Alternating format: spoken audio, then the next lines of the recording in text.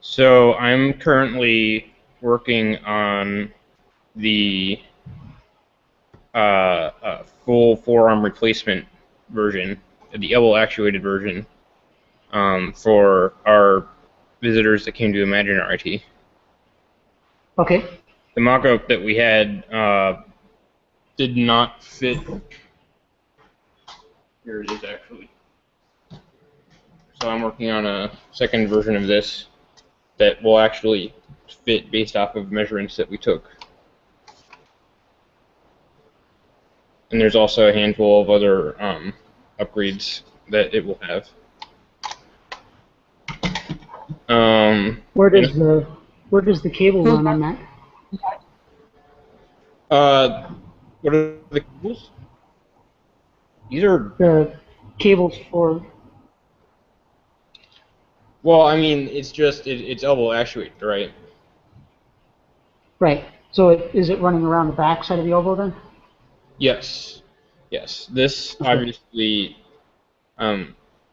addressing because I think this may interfere with the actual elbow when Yeah. it's set up properly. So working on some sort of brace for right here. Yeah. But I was thinking something to extend the. right, absolutely. So routing that around the elbow is one thing to address. I'll be posting. Actually, I could just post a picture of what I have for now, right now, so you can kind of see what I'm working on. Because I needed to integrate the palm to the sort of arm attachment, obviously, because this is not. This is just an existing cyborg beast retrofitted to the pipes and whatnot. So I'm starting from Understood. scratch. That makes sense. Building a forearm out of pipes. That's pretty cool.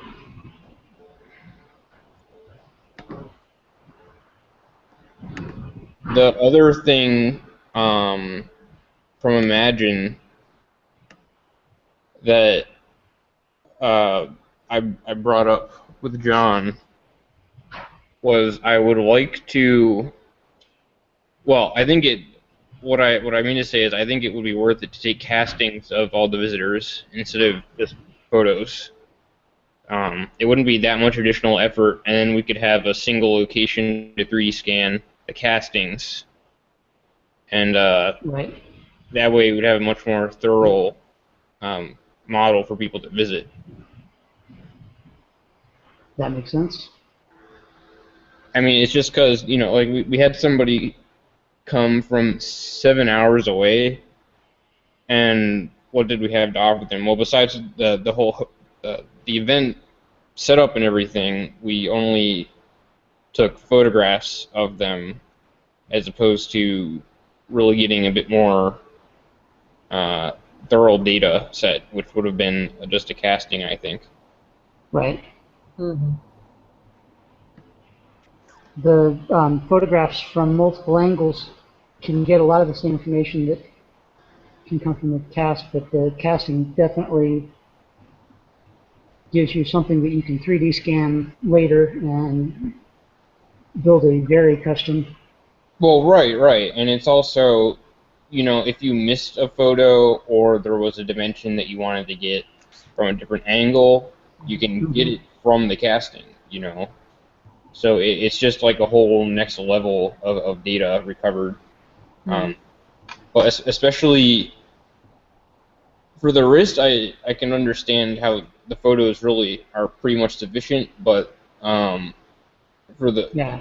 forearm users, there's a bit more variance, I feel, in terms of geometry. So it's, oh wow, oops, sorry, but yeah, I think it might be worthwhile. I still haven't talked with John extensively about it, but um, because the 3D scanner thing is still up in the air, but a casting is feasible. You know. Right. Well, the other thing about about a casting is maybe you already mentioned this, but I've heard that if you have the casting, it's easier to scan because human beings move even imperceptibly all the time, and so 3D Exactly. scans are, Absolutely. yeah, so casting would be great because it just sits there. Yeah, and I mean, it's also just a lot easier. Yeah. I mean, the material cost is lower, right? Mhm. If we're shipping this around to maker fairs, instead of having to deal with shipping an actual scanner around, you Yeah. can just have the castings, take them, store them, and you can do multiples really easily. And I mean, like I say, the other thing is it's a physical object, so you have a permanent record of it. Mhm. You, in a way, it's less risky than there being an error with the 3D scan. Yeah, and it'd be easier to fit a casting than to try to deal with just pictures anyway before you ship it. Right, right. So, I mean, of anything, I feel like it makes it worthwhile for visitors that come from a long way that Oh, wouldn't bother themselves with setting up a more sophisticated casting kind of thing. So, yeah. Yeah, and also, with casting, again, it's easier to stick a squirmy kid in a cast rather than stick a squirmy kid in front of a 3D right, scanner. right, absolutely. And it also opens up, because, most 3D scanners, you need to have an object that's not attached to a body. It's easier to just have the disembodied object to scan. Right. Fair enough. So I think it's something to look into a bit more. I'm gonna we have a Next Engine on campus. I was gonna play with tomorrow, just to see how easy it would be. That's neither here nor there what particular scanner you use, but Mm. for the near term, uh, to sort of test out that process, I think it might be worth it. Yeah, actually, I think that's a great idea. If you're willing and if you're able to take that on, there's the possibility of not just doing that for the people that physically come to you, but for the people that are in other places. Like, for example, I have this girl in Montreal who we're going to have to do a cast for. I wonder if there's a possibility of having those sent to you for centralized scanning and archival purposes. Oh, yeah. Yeah, that's absolutely, because it can be a centralized location, and actually shipping a cast is not nearly as big a deal. So Yeah, that would be great.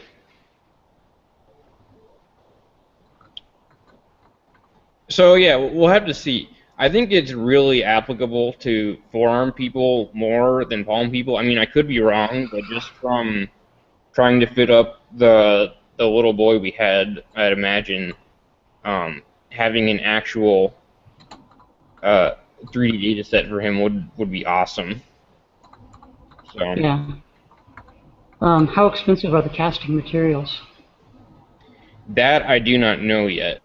I just looked it up the other day, and I don't remember, but it wasn't too bad. I want to say it was in Yeah. the 20s or something.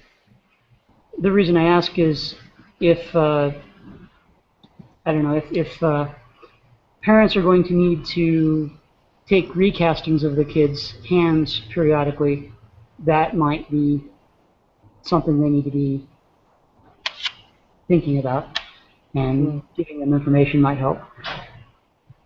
Yeah. Given that children's arms get bigger as they get older. Yeah, in terms of how much the actual geometry would change outside of just a scaling factor, I mean that's kind of a more involved question, but yeah, if it would require a whole new recasting instead of just a scaling, definitely having an at-home version would be an option. There are a few members that have done this before, right? So we could just ask them the process they use. Yeah, we probably could. Um, there's a lot of options, I think.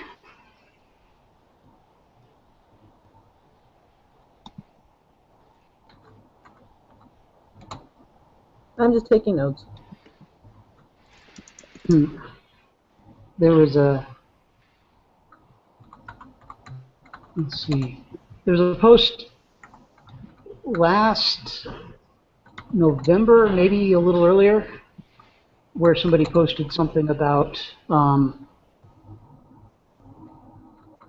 to do a casting, and I'll see if I can Yeah, I find think I that remember link. that. Yeah, it predated me a little bit, I think. Yeah. You know, maybe a casting tutorial would be good. Jeremy, did somebody already do a casting tutorial Yeah, for video? sure. I don't remember if it was one of our folks, but there's most definitely tutorials on YouTube. We just have to find a good one. But yeah, there have been good tutorials done. They all use pretty much the same materials. I believe it's this alginate stuff. And just kind of Yeah. quickly looking on Amazon, it looks pretty cheap. I'm seeing tubs of this stuff for under $10. So materials look to be pretty affordable. Out of curiosity, do you know the set time for that process to expand on Lydia's for younger kids that don't want to? The one that I'm looking at right now says sets in 30 minutes, but there are many options here. That's a lot. Well, you know, you give a kid a lollipop or do something to distract them. It might help them sit still longer.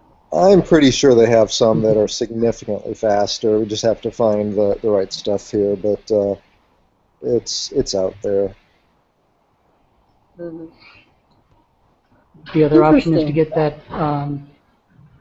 that hand scanner that was showing up at a lot of events recently. That they just sort of wave it over the arm or wave it over whatever to get a rapid 3D model. That thing looked kind of expensive though. Well, and that's the other thing to keep in mind as we consider approaches here is, you know, it's probably within a year or two people are going to be able to do this kind of thing with any smartphone. You know, they're working on that kind of software already where they'll be able to improve on 3D scanning capabilities. So this is kind of a temporary thing, I think. Right, it's bridging the gap, really. Yeah.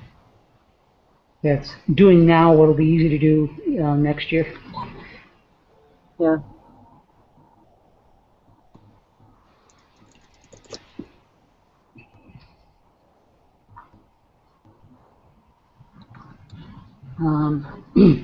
I owe you a set of photographs of my hands, Jeremy. So I need to get that done. I had my parents were in town this weekend, and so that kind of ate up all my time for the last like six days or so. No worries. I had some things come up on my end anyway, so it works out well. All right. Yeah, and I need to probably get somebody to hold the camera for me to take the pictures. Right. Because I probably need to get Unless you both the have hands tripod. into the picture. I don't. Oh. I used to. I used to have several, but a lot of my photography equipment disappeared during the divorce. Oh. Yeah, if you can get somebody to give you a hand, I'd say, you know, from straight above, you've seen how the others have been doing them with some kind of a tape measure or something laying on the table. Yeah. Something with known units on it to make to compare circles to.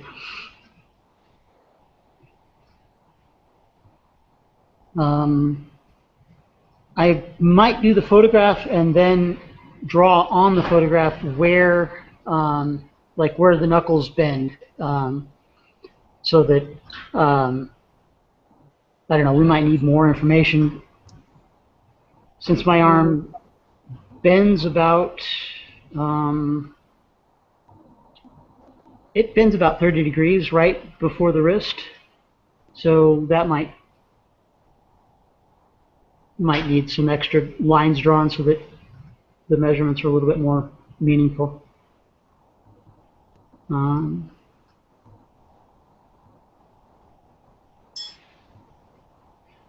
me turn on the camera I can show. So that's about what my hand does. The fingers tend to stay curled up because I don't have a lot of muscle for extending them, and the tendons are really tight because we stretch the bone about 5 inches, and the bone grows really easily when you stretch it, but tendons and muscles and soft tissue doesn't grow as well. I probably need something to exercise my hand in different ways to stretch it a little more, but I sit at a computer all day, so I don't get as much hand use as I probably should. And I have some deformities on my right hand too. The thumb is almost completely manufactured, I guess. I had a thumb, but the bones in it were not even connected. The joints were like floating. They had to fuse everything together, and then we took a tendon from the ring finger, cut it loose, and then rerouted it to the thumb, so that I don't know, for the first the first 6 months, it took a little thinking to move my thumb and to curl my fingers under, because moving this finger made the thumb jerk over, and that took a while to learn how to do. Mostly unlearning the old muscle memories. When I was thinking about it, when I was watching my hands, I wouldn't do it, but there was about a 6-month period where when I would catch something when something was tossed to me or something like that, where I would try to grab it with fingers and my thumb would jerk over, and that could be jarring, and I would drop things and stuff like that. But yeah, I can get those photos. Oh, yeah. I'm mostly dabbling. I don't have a lot to talk about at the moment.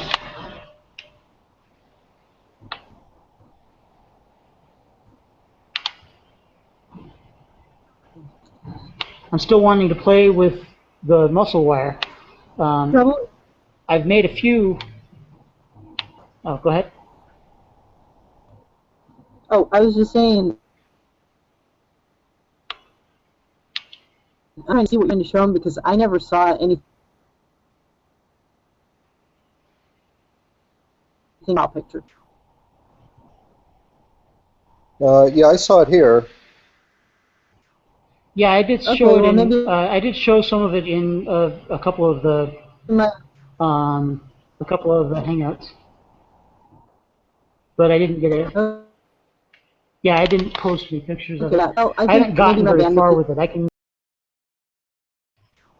I just don't know how to. I just don't have a. I don't have an easy way to heat it, and I don't have an easy way to test anything, because the heat gun I've got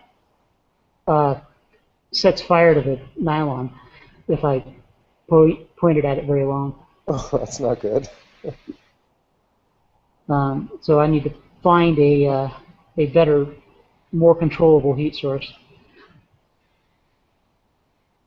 But it does seem to work. I need to also maybe find some way to actually make it lift something, because I want to actually test it. I can make it easily. It's the testing that I don't have an easy way to do. The trick with the fishing wire muscle line is the slower you spin it when you're twisting it, the more reliable your results are. If you spin it too fast, it'll spin off sideways or snap, and if you spin it slow enough with just enough weight to keep it straight and to keep it from spinning, it'll coil out nicely. It's pretty cool to watch it when you've actually got everything working right, especially after all the time I spent trying to get it to work right, when it would go all deformed and break. So we like I'm not quite clear, Trevor, on what you're trying to incorporate that into. Is this something you're trying to work into a cyborg beast model, or what? I'm not certain at this point. I think that it would be something that would be useful for if we're going to be doing electronically controlled finger movements with the Myo I see. Electric project. Then this looks like a strong way to use the electrical signals to pull the fingers. Gotcha. And we could probably incorporate that into a cyborg beast hand. We could probably fit it inside the palm of a cyborg beast hand if we were doing this for somebody with shorter hands or something, or even for me, since I would be wouldn't necessarily have my hand in the palm because I'd want to have a straighter. I'd want the cyborg beast hand to be straighter out than my actual hand goes. Right. Well, I think that's always we started talking about that in the last Hangout. It's always important to think about what's going to be most useful in terms of day-to-day use. That's why I think your input is going to be very helpful. I think what we're really talking about is more mechanical enhancements at first, followed by looking at incorporating some powered options and things where because I And keep sensory feedback eventually. yeah, and I think there's lots of great potential out there, and I'm glad that we have people that are excited to work on that. I'll be honest, my feeling is that there's really some exciting possibilities in these strictly mechanical designs of kind of building on those and making an adjustable thumb position or different types of grasping positions, and that's I'm really interested in seeing that move forward too, and I think that those two efforts hopefully can sort of dovetail with one another and build off of what each other is doing. So I think those mechanical improvements would fit well in even a power augmented design. Right. The comments about a wrist rotation being controlled from Myo were interesting too.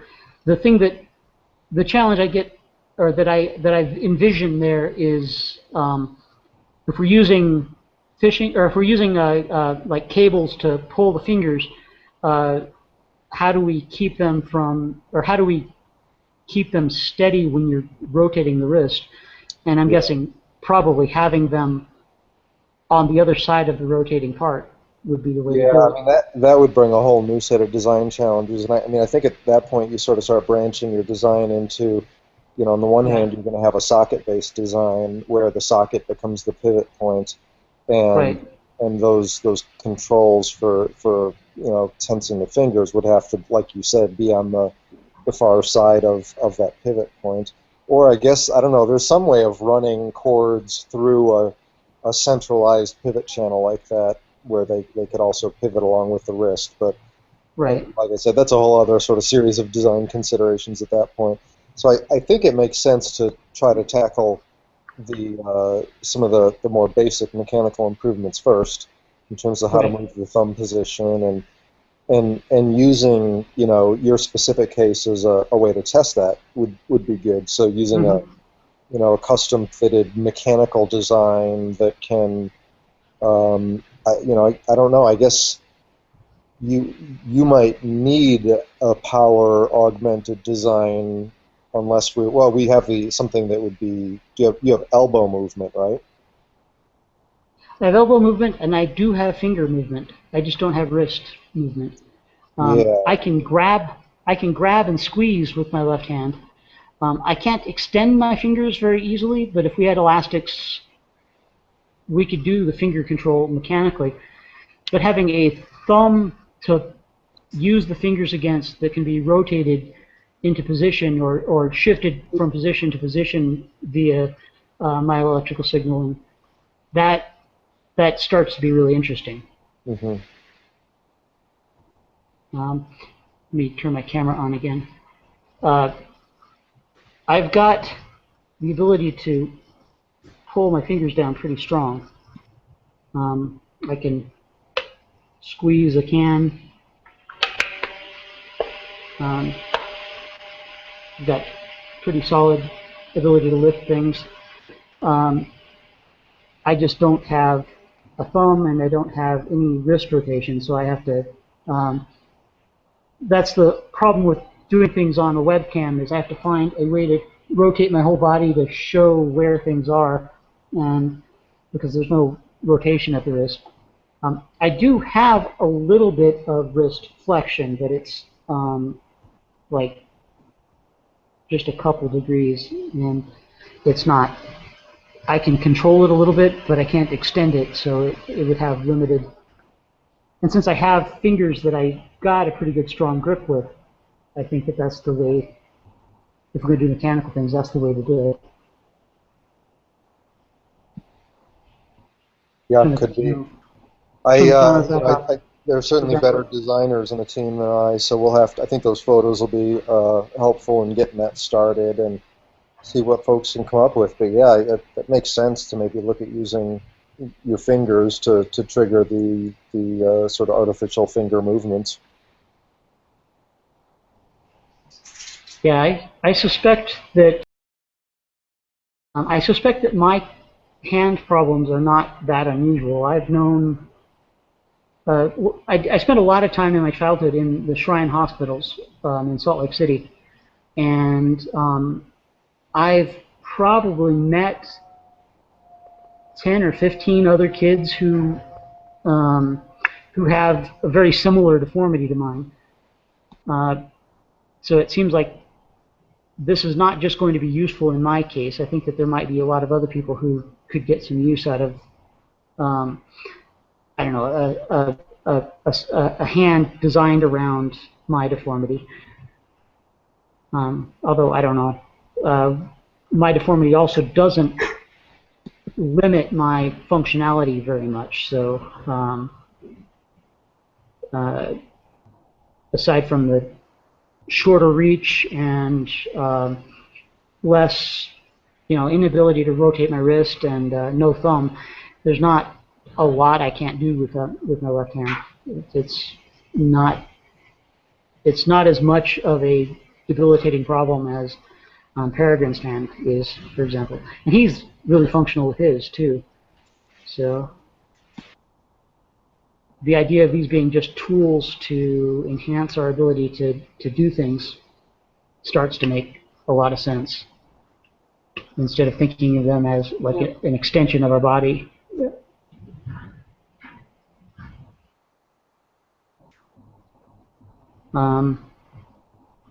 I didn't have a lot on the agenda for this meeting. If there's not a lot to go on, I don't mind wrapping up after half an hour instead of an hour, unless you think other people will stop by later in the evening. Yeah, I actually just stopped really to listen in. I didn't have anything particularly to contribute, and my time was going to be cut a little short anyway, so I certainly wouldn't object to a shorter one, but that's up to the rest of you. Not that I have a huge amount to say, but trouble when you're talking about tools, these things being used as tools.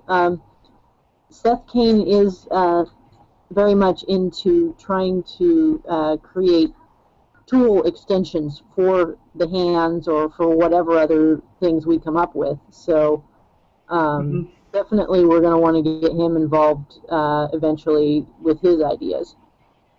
Yeah, something that would allow me to rotate a screwdriver with my left hand would be of a lot of use.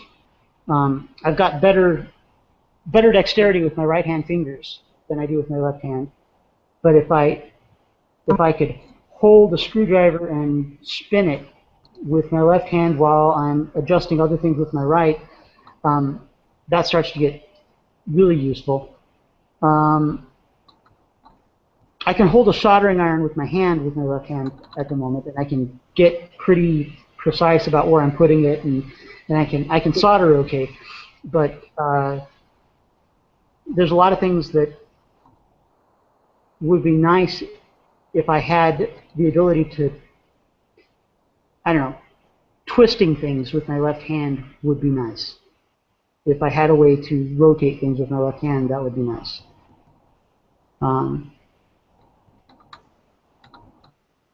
And something a little more adapted to me than like a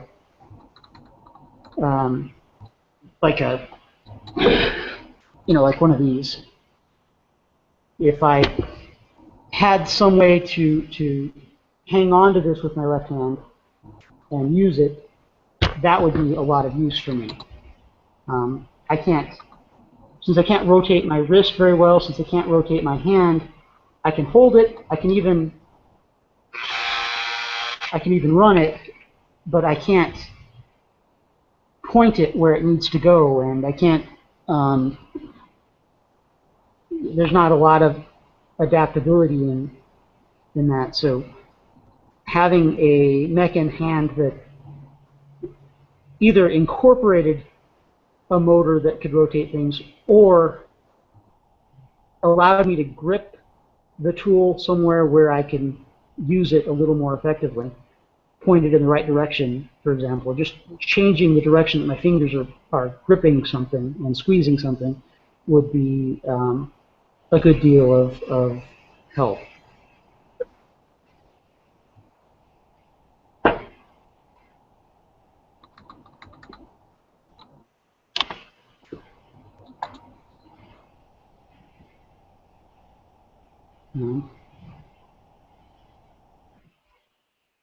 Yeah, which name did you say was one thing experimenting with?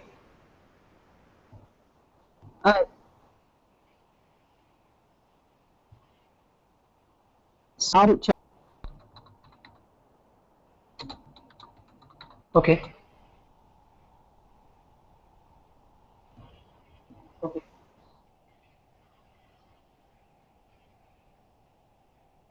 Did a finger, somebody who lost part of one of their fingers. Oh, okay. But that's for somebody who's got full functionality, except somebody who's got full functionality. Yeah. Well, he posted part of a missing finger. And so you could search for him. I'm sorry, what? Mm-hmm. I said, okay, yeah, I can search for him and see if I can see his designs again. Yeah, spinning. Yeah. Yeah, that would be really useful. Being able to turn a screwdriver with my left hand while my right hand is holding a piece in place would be. I'd probably use that weekly, if not daily.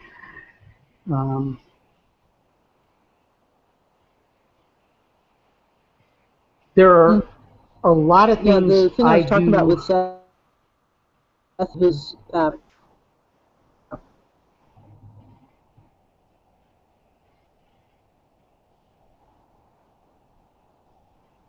have to look for it.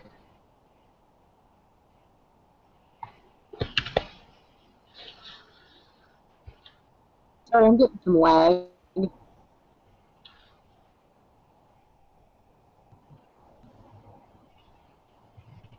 Let's see. Yeah, there's a little bit of lag.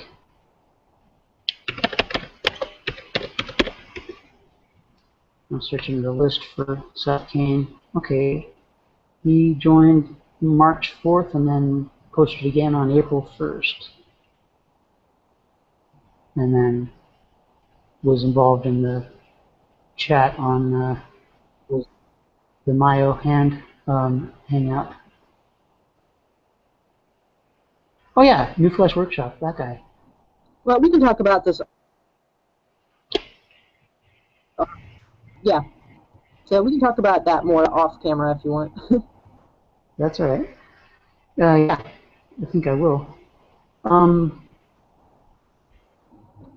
might have to actually, I haven't circled him yet, so I think I'll do that and actually start talking with him about what he's been working with.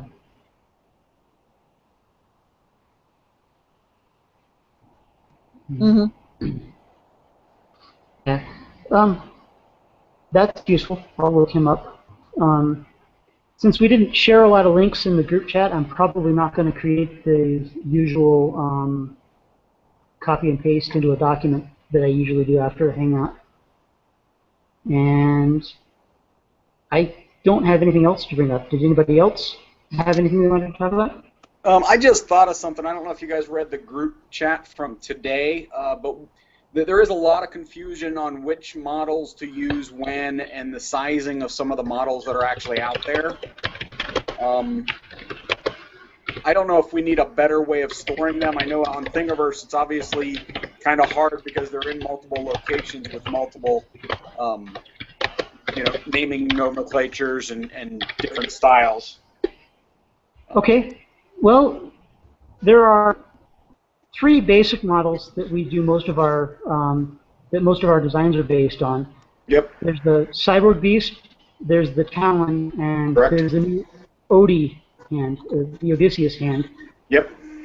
The Odie hand is mostly for younger kids or people with less strength with their palm movement. Okay, and that's the 3-fingered hand, correct? That's the one. Okay. Yeah, 2 fingers and a thumb. Proximal thumb. Yep. Yeah. And the reason for the 2 fingers and the thumb is that it reduces the amount of strength required to actuate the hand. Right. There's less. Well, and again, less. I understand the different models. I mean, even around the Beast, again, there are 3 to 4 different models of the Beast hand in different iterations. Right. Obviously, right now I'm trying out Frankie Flood's. I'm printing right now on the printer. Okay. Trying to get a set of Frankie Flood's hands put together so I can send them to Serbia for trial and hopefully help a young boy there. But again, in looking through his, I found the standard 6.8 version, the 7.0 version, 7.1 version, updated Frankie Flood's with different gauntlet styles. I mean, I understand where they all go. Especially, I mean, the fact that last week I contacted Frankie because his model that he put out there was significantly smaller than the standard. So I was trying to use standard sizing nomenclature, and it wasn't sizing correctly. So he redid the model for me to get it in the correct size range from the 7.0 model. Have you looked at any of the? There's been a development going on with a web app trying to build a tool for automatically scaling these things. Yeah, and I've been in contact with Mr. Cruz, who I believe is heading that project up right now. Go ahead. He and Laird Popkin are the ones that are mostly doing the work on those. Okay. And one of the things that Laird has also been doing is he's been doing a lot of basically taking the models we have and then porting them over to OpenSCAD, which gives those of us with a programming background a more useful model to use. And he's using the OpenSCAD version of the Cyborg Beast for constructing with that tool. That might be a good place to start the discussions. I did see those come out where he had sent out his OpenSCAD files. I didn't know how to import them into OpenSCAD and then get a valid scaling from those, so I didn't move forward. I do have a computer background, but it's in networking and not in the development fields. Yeah. Oops, John. I just got a request from John to invite him. So, doing that. So, I'm sorry, can you elaborate a little bit more exactly? You're looking for a sort of database of sizes, or? More a consolidation of the different models we have there and why you would want to use one model over another, especially when we have, 3 active iterations of the Cyborg Beast.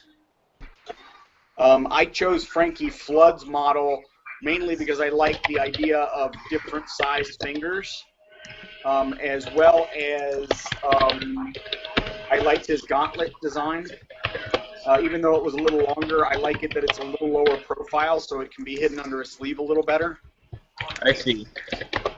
So keep in mind, I mean, some of the reason there are so many different versions, it's just by the nature of the volunteer community, Yep. right? And just Absolutely. like for instance, I'm building a new model from scratch, although that's for a full forearm. Yep. Also, Yeah, Stephen, what John John is saying in Scholl, the chat. yeah, look at the chat. John Scholl is commenting. So that web application that you're referring to, we're actively developing that, and we hope it'll sort of be the killer app for all these different versions that are floating around. Yep. It's not quite mature enough to depend upon, if you will. Please feel free to try it and give your feedback.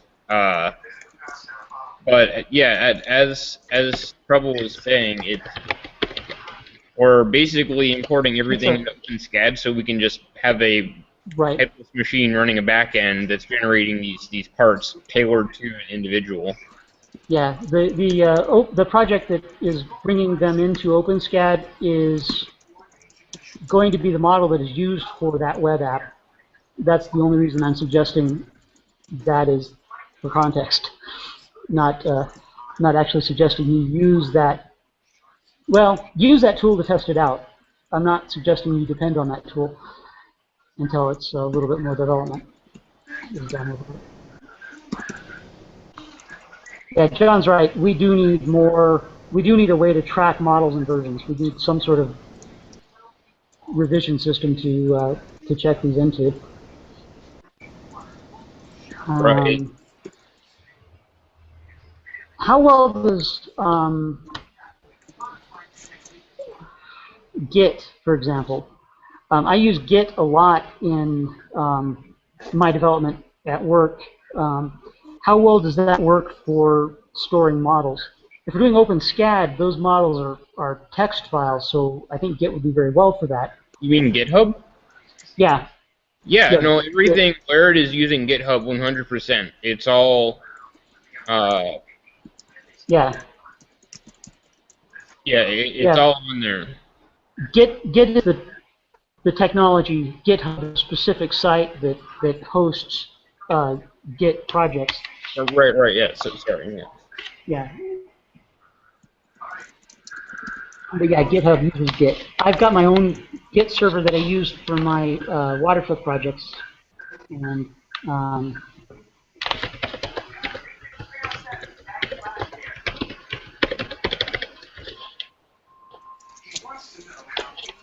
let's see.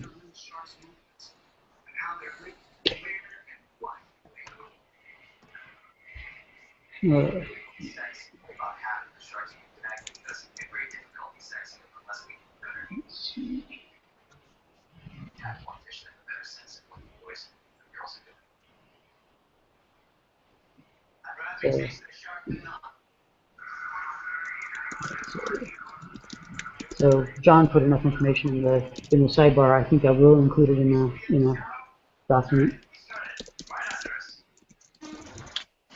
Okay, my battery on my phone is about to die, so I'm going to go ahead and drop out. Thank you guys very much for letting me join the Hangout. You guys have a great night.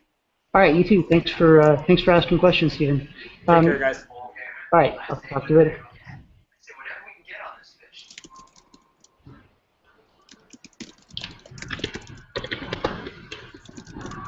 I think that he wasn't able to see the chat very well because he's using his phone to hang out. So that would explain why he's not seeing most of the things John was asking.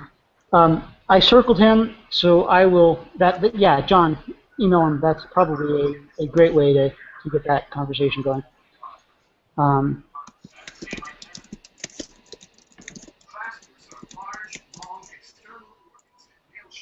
Yes, that was Stephen Hauser, I believe. Let me go back. Yeah, Stephen Hauser.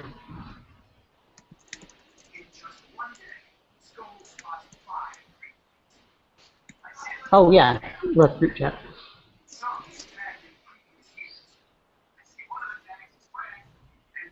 And got to look at.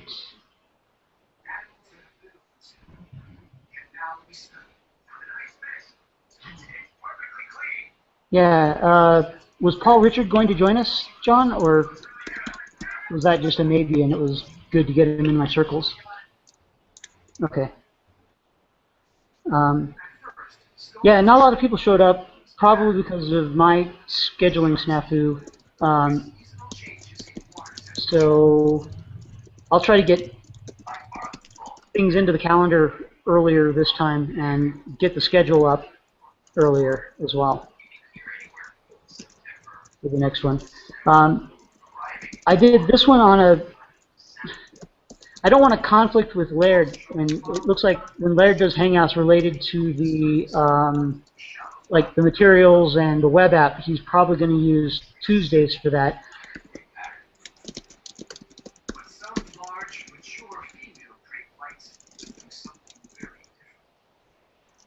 Yeah, I can do that. I'll ask when I post it. I'll ask people to. Fair enough. I can do that. I don't know that we're going to have anybody else show up today. I'm going to go ahead and, unless anybody has something they want to talk about more, I think I'm going to go ahead and stop the broadcast. All right. Yeah, sorry, I'm a bit preoccupied working on that model. That's fine. So for the hand for you, you have full movement of all four fingers, right? I do, not full movement, but I've got the ability to. I've got full. I don't have extension, but I've got full flexion. Enough for sensors. Oh yeah. What I'm getting at. Yeah, Okay. I even have enough that if you put strings on pulleys and tied them to my fingers, I could probably control the individual fingers that way. We're going back to the original Ivan hand that started the whole Robo hand thing, where he just made the big hand for cyberpunk costuming. Right. I know what you're referring to. Yeah. That was what originally dragged me into looking at this stuff, was looking at his projects and thinking on how I could make use of something like that with my own hands. Okay. I just asked because I anticipate that a sort of low-tech motorized version is on the horizon for this forearm style device. Simply because of for the little boy that I'm working on the model for right now, I worry that because he has a very short amount of forearm left, that I worry this is he won't be able to do this over multiple days' time. You know, have that much mechanical action. So something that was assisted but very low tech system is in the near future, and you would be perfect for testing that out. Yeah, as long as whatever we're using elbow actuation with doesn't have to close around my hand. If you cut a hole in it so that my fingers can, or so that I can stick my hand through it instead, then I can definitely test out different methods of gripping. Okay, I see.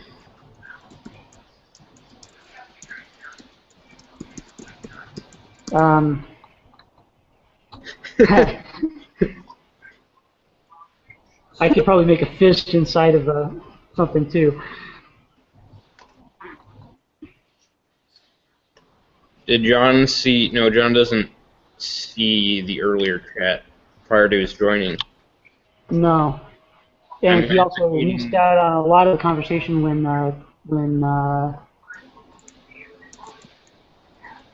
yeah, I got that impression that Kachina and Aiden are both programmers.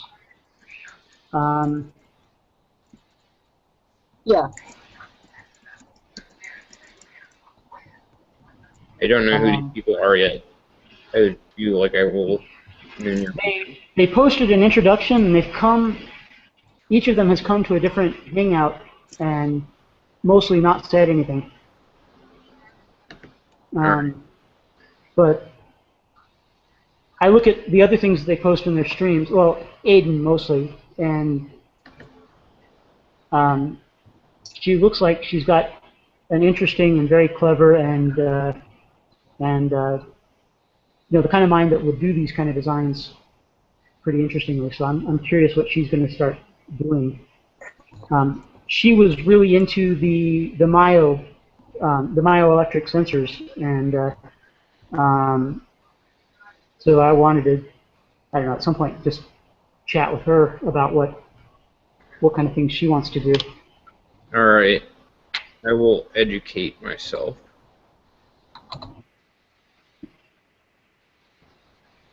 And I have a lot of people that I circled when I first joined the group, and I basically put people in my makers circle. And I'm starting to realize that some people that should be in my e-NABLE circle need to be added there too. My invite didn't go to John because he's in my maker circle and not in my e-NABLE circle.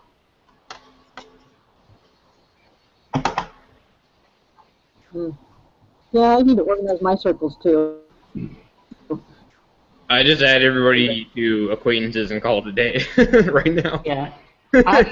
I tend to sort people because if I have too many people in a circle, when I try to invite them to a hangout, it complains that I'm adding too many people to the hangout.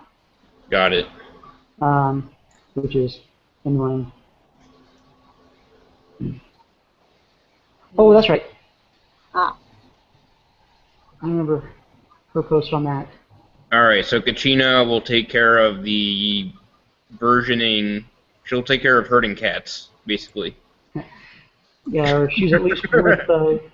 She's worth making sure she shows up at the next web app hangout, and maybe try to get her into the next. Hate these motion lights. The next R&D.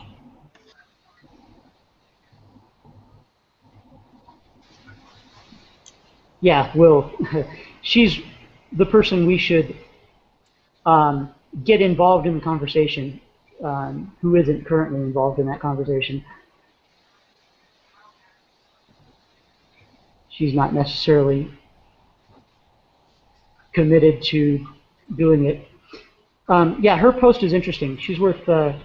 It's worth looking up the post that Kachina did because she seems to be involved with an awful lot related to model visualization and tracking versions. Oops. So this last week, I've been working on basically taking care of my parents while they were in town. I've lost the last 6 days of anything. Outside of that, mostly I'm working on, yeah, parents are a big time suck. I'm working on, I'm mostly playing with the muscle wire. I was talking to Jeremy before you came on. Oh, Flexinol? No, muscle wire made with fishing line. Got it. But my problem is I don't have an easy way to control heating the muscle wire up. The fishing line tends to catch fire with my heat gun, or start smoking anyway. It doesn't actually burst into flame, but they start smoking a lot. Wait, with your heat gun? Yeah. Yeah, it's maybe a little. It's a heat gun from Radio Shack, and it may be a little too hot for plastic.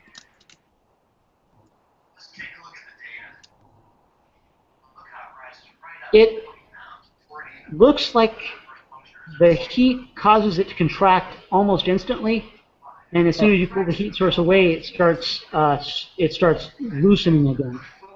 So, and the reaction time seems to be really quick if we can control the heat being applied to it quickly enough.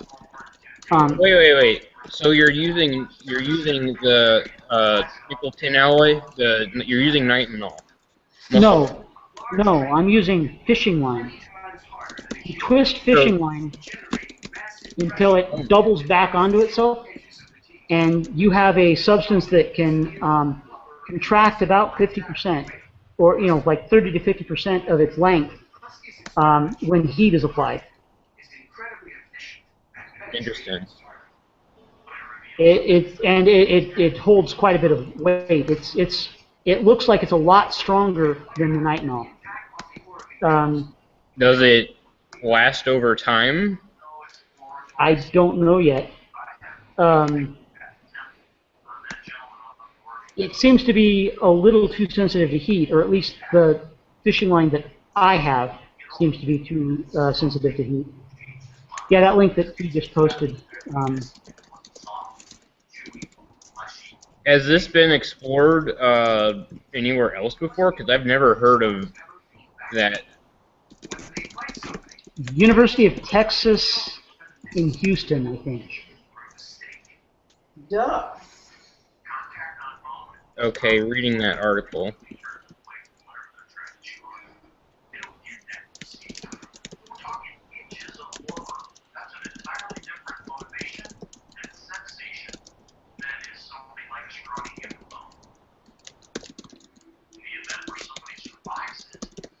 So the fundamental issue. Hot iron, like, you mean like a clothes iron for like ironing clothing, or are you? Okay, I was thinking soldering iron when you first said hot iron, or when you first typed hot iron. Yeah, what you need is what I have over here is a hot air rework station, so you can control the temperature to. Or I need to. I don't know. I'm thinking I would like to. But so the fundamental question of this actuator is its relaxation time. Yeah, and I think that. Same thing with nitinol. I think that the relaxation time is dependent on how quickly you can radiate heat away from it. Oh, right. I mean, it's sort of a time constant based off of the specific heat of the material and its, diffusability. Right. The other thing about it is when it contracts really pretty quickly. When you take the heat away from it, it loosens up pretty quickly. It's not a slow response. The trick is, I think we would have to have fishing line against fishing line. We'd have to have both the extension and the flexion controlled by fishing line, different strands attached to different heat sources and different cooling sources. And I've got some ideas. I need to build a test bed for this. I need to.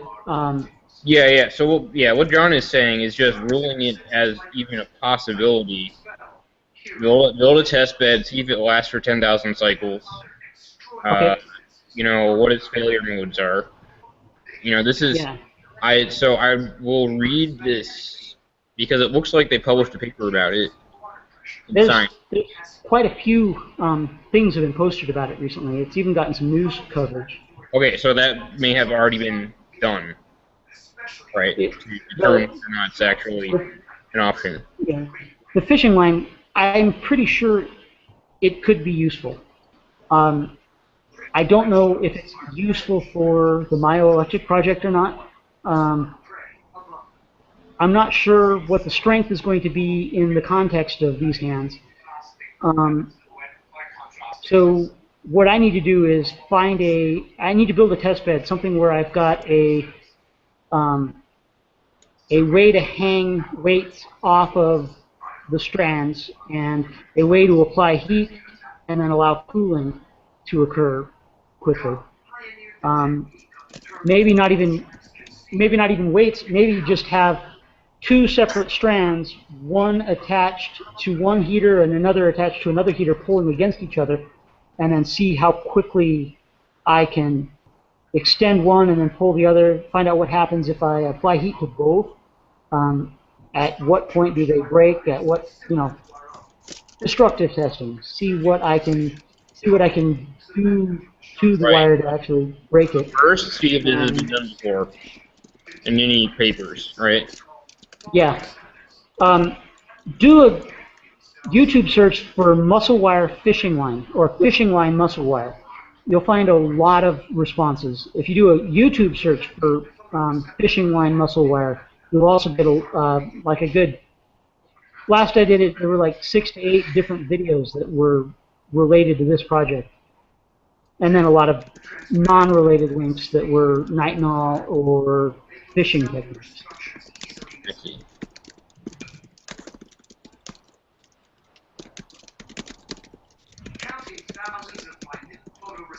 Yeah, I think that's the next thing I need to do. I'll start working on a good test bed. I've been working on ways to make the muscle wire more quickly, and that's been most of what I've been playing with, minus a big gap in doing anything with it for the last like 3 or 4 weeks, and not even thinking about it much over the last 6 days because my parents were here.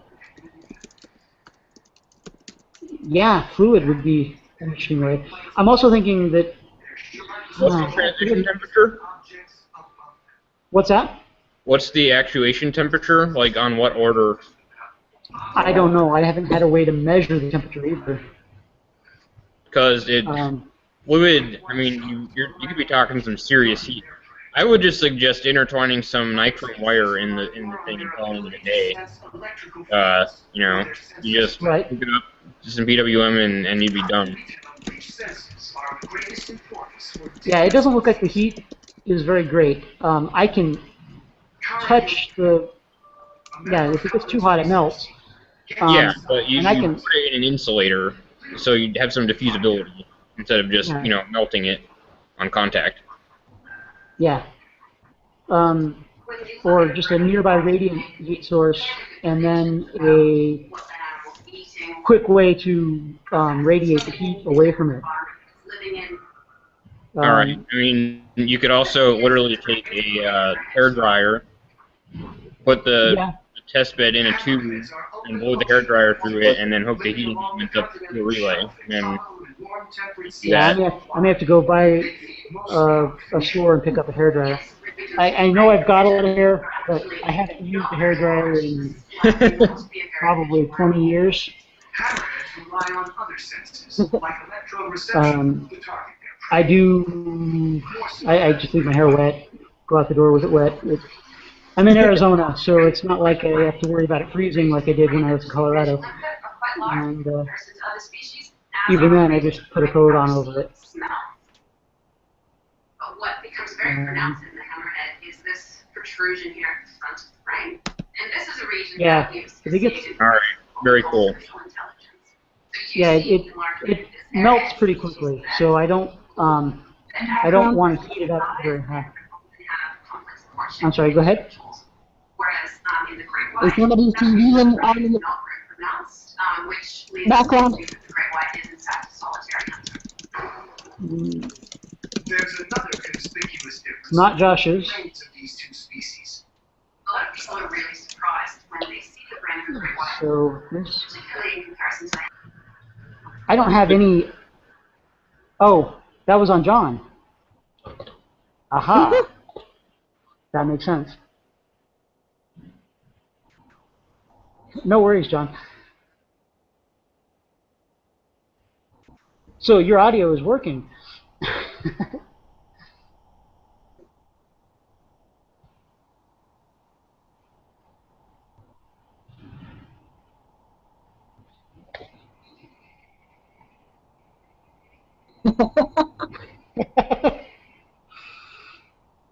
Location, location, location.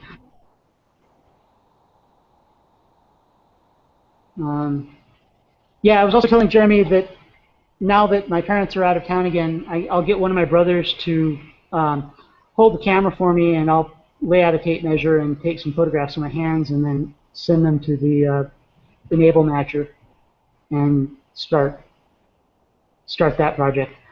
I'm expecting my 3D printer to arrive. The last time they told me an ETA, it was now. So I'm expecting it. And then yesterday I got a response saying that in the next week.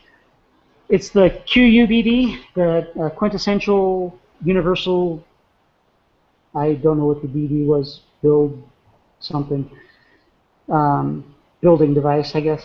But it's it was a fairly low-cost 3D printer. I maybe should have gone with a more name brand. Yeah, I mean, it's an interesting. That's actually what we've been talking about a lot around here lately. Is how low can you go, or should you spend the money? But yeah, I'll be. Is it a kit or fully assembled? It's a kit, but it's got all the parts. So. I see. Is it similar to the printer bot at all? What's that? Is it similar to the printer bot?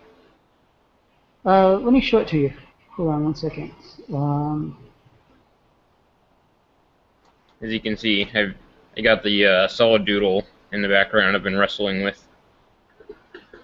Yeah, I hear good things about the solid doodle. You use it.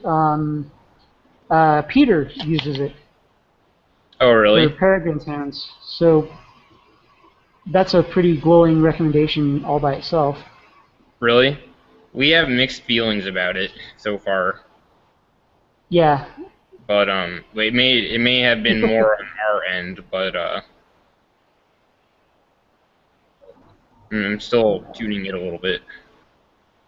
So I'm going to the page real quick. I'll post it for you in a second.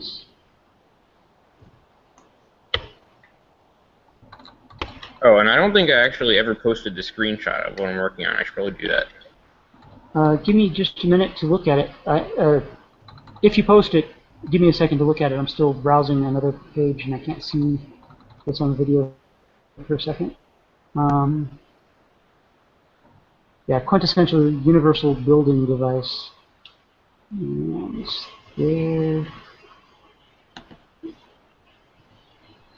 Oh, the prices keep dropping. This one is the low end of the 3D printer market was all at about 500, with Mackeybox being the cheapest with like a $400 device, and that was pretty stable for like 4 months, and then over the last couple weeks prices have been dropping rapidly. Wow. When I bought this, I was like $360, and it's down to $275, and I'm wondering if that's because the prices of the materials are going down, or what. Very cool. Yeah, share how well it works. How do I share my screen again? There should be a button on the left-hand side. If you don't have the tool already installed, you may have to go to the three dots at the bottom to find other tools. And where's the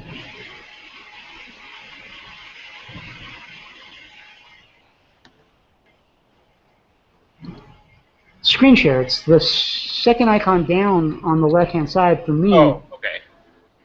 It's right below chat, but that might be different for different people. I was monitoring the TA. Let me check. Here you go. So this is what I'm working on right now. I'm about to print out the palm. But okay. Yeah, this is all integrated. Are the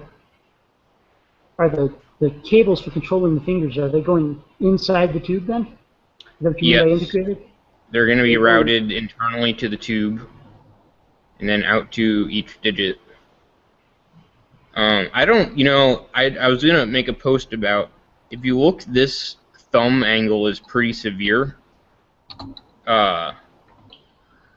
In the little demo hand that we made for Imagine RIT, it was really apparent to us that the thumb isn't that opposable. So in this hand I made it much more severe.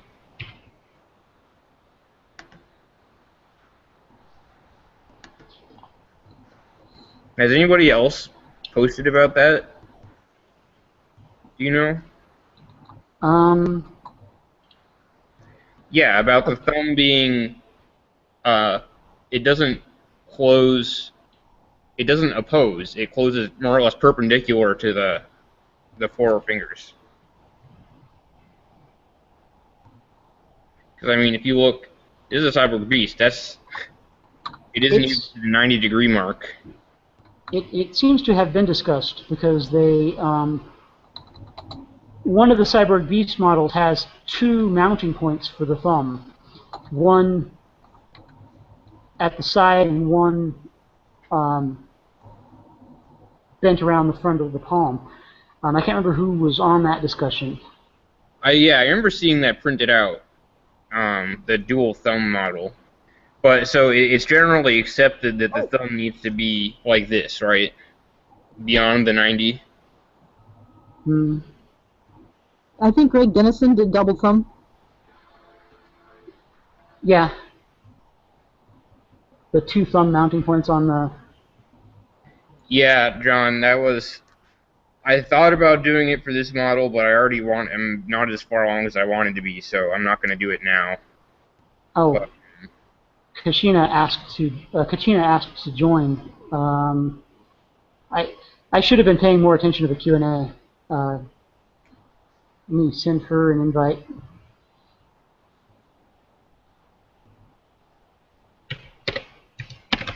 I would have been monitoring it, but I'm extra laggy tonight, so I can't monitor the Q&A for some reason.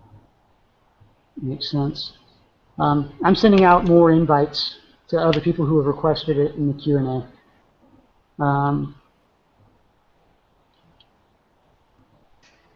Oh, I haven't stopped the broadcast yet either. No big deal. Let's see. Well, yeah. Point. Might as well.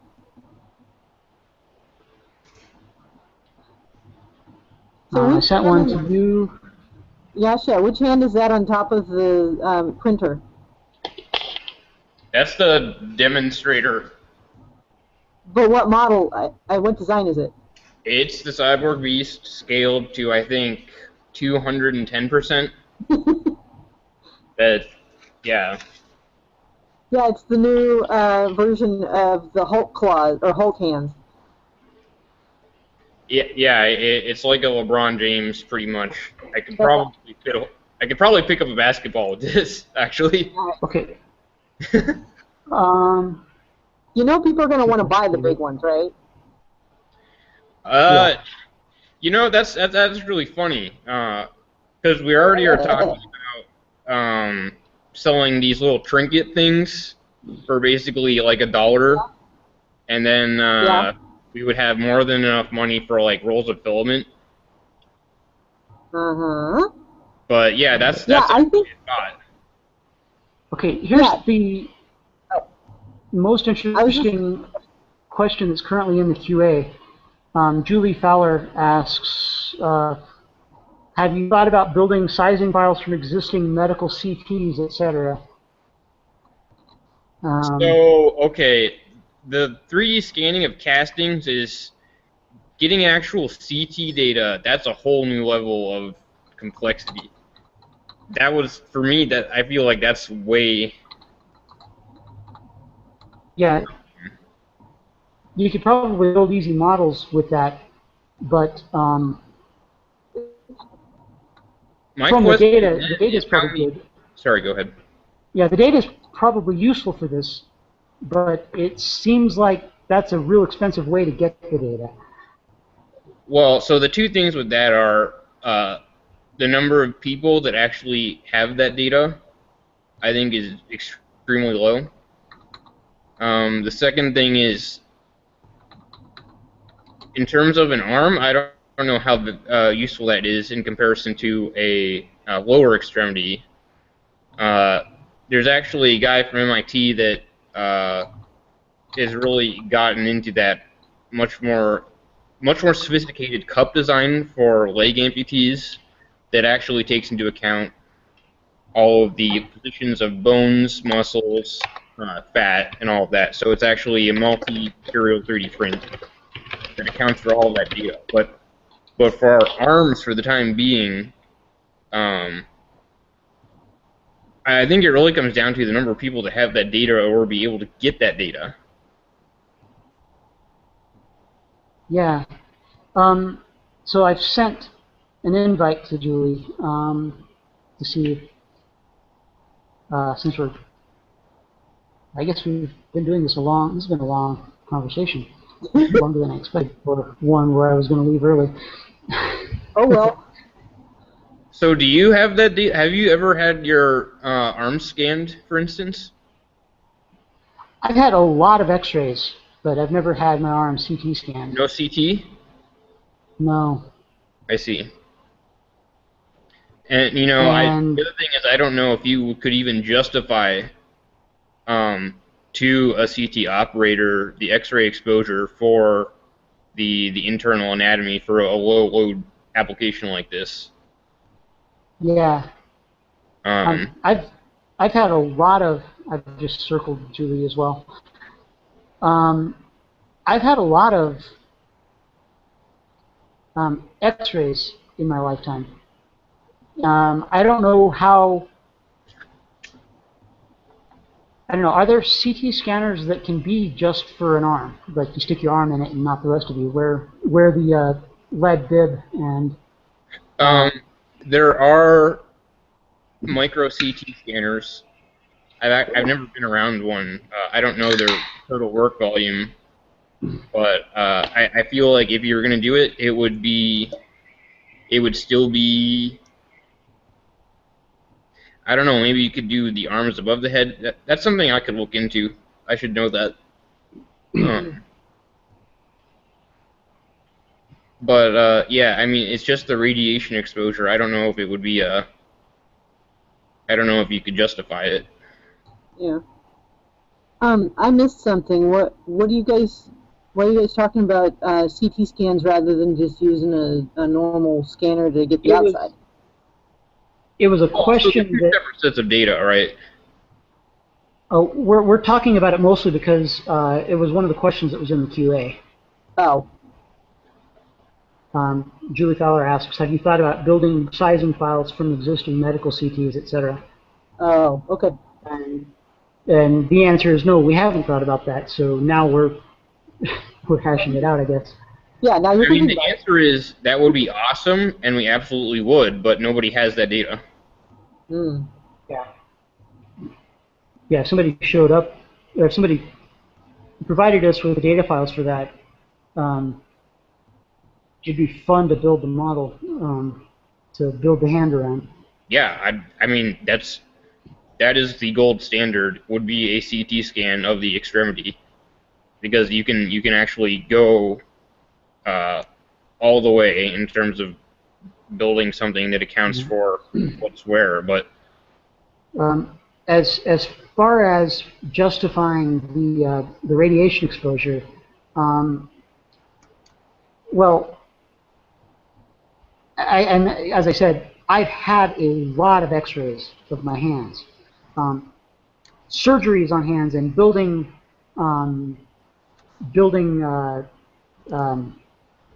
prosthetics for hands will often involve a lot of X-rays.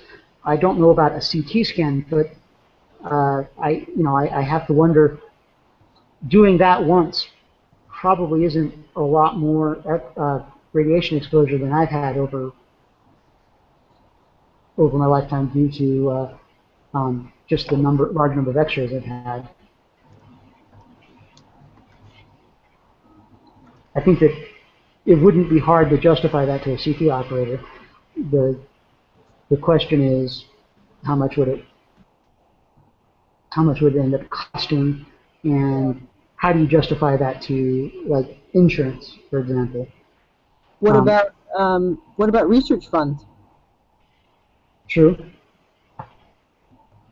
Go at it from the research standpoint.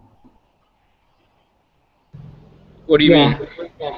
Oh, well, just, not that this would actually be Jorge Zuniga's thing, but, if it were, he might be able, he or somebody like him who has research funds available to deal with the hands in the first place. I mean, this is part of researching how to make these things.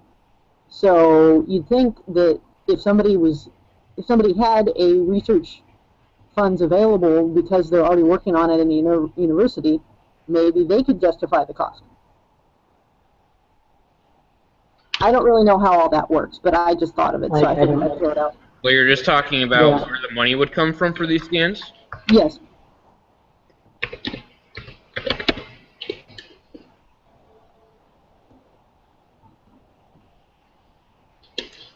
I resent the invitation. I didn't have her in my circles when I sent her the invitation the first time, so I circled her and I've resent it. But yeah, I think we're probably too late for her to join in. It was I fun. mean, CTs John, really that. are the cutting edge, the best the world has to offer. But if anybody has that data, that's awesome. It's just getting it. Yeah. It would be worth working with. I don't know. The I don't know if I software and modeling of it also gets pretty hairy. There's I've just like whetted my appetite, if you will, with some of the software that you use for that stuff. But it gets really expensive and really complicated quickly.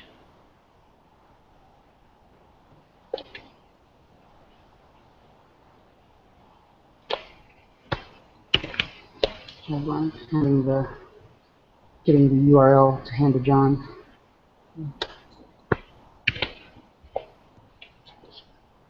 Oh, Maker. I'm sorry. What was his? I know him as Maker Block because he posts as that. Scrolling back, he gave Oh, I should have just downloaded. Jay. Yeah, Jay. He just posted it for me. Yeah, Jay posted a posable hand model on Thingiverse.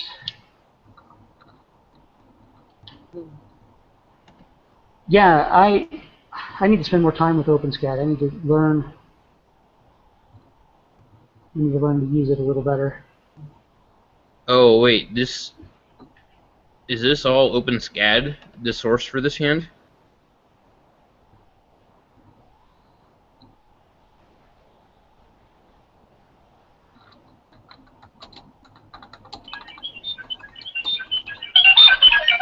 Whoa. Oh. Sorry, the R2 noises on my phone. I figure a droid should sound like a droid. It just drives me crazy though, because all these cool designs are around Thingiverse, but it's just STLs. Yeah. So it's not like I can, pull the thing into CAD and actually do stuff with it. It's just meshes, and it's like, thanks, but no thanks.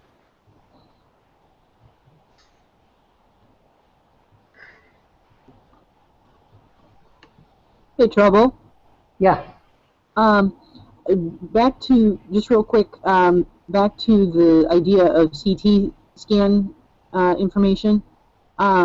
So are you guys saying that you need to have CT scans of Trouble's hand, or are you saying you just need CTs of somebody to be able to start making test models or something?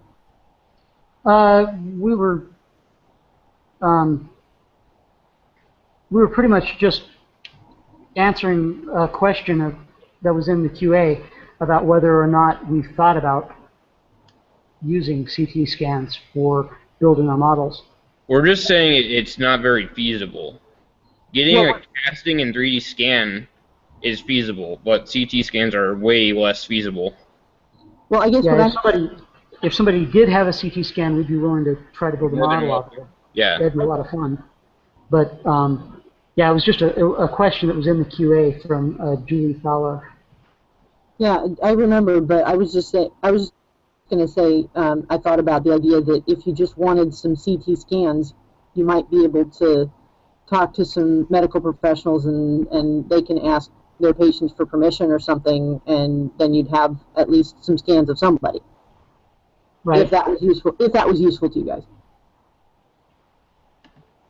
I might even talk to my doctor about it.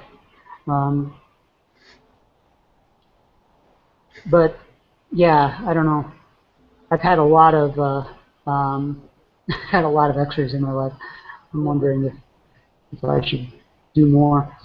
Yeah, it's funny. They probably could have just taken one CT and then from that data had any X-ray they ever wanted. Yeah, they're not real efficient about those kinds of things. No kidding. So, yeah. Well, that's a whole other conversation, but. Yes. Oh, here, I have another X-ray. All right. Yeah, I'm in the middle of trying to get an MRI for part of me, and they were trying to get me to do all kinds of X-rays first, and I'm like, fine.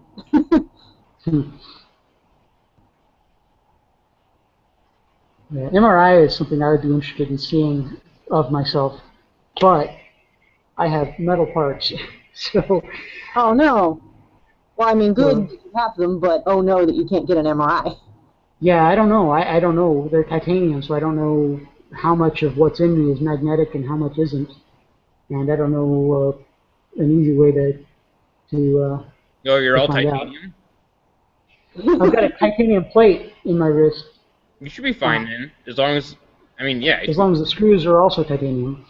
Yeah. If the screws are iron, I might have a bloody mess after. Yeah. No, you're all adamantium, right? I wish.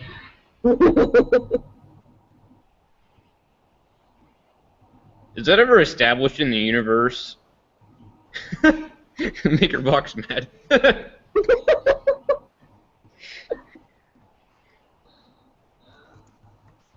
Oh, he's because you hate OpenSCAD? Yes, I hate Wonder too. Hey. I love proprietary expensive things Apparently. that have lower learning curves. Yeah, like SolidWorks. SolidWorks and an Inventor all the way. Yeah, I'm actually pretty fond of OpenSCAD, but I like to code more than anything.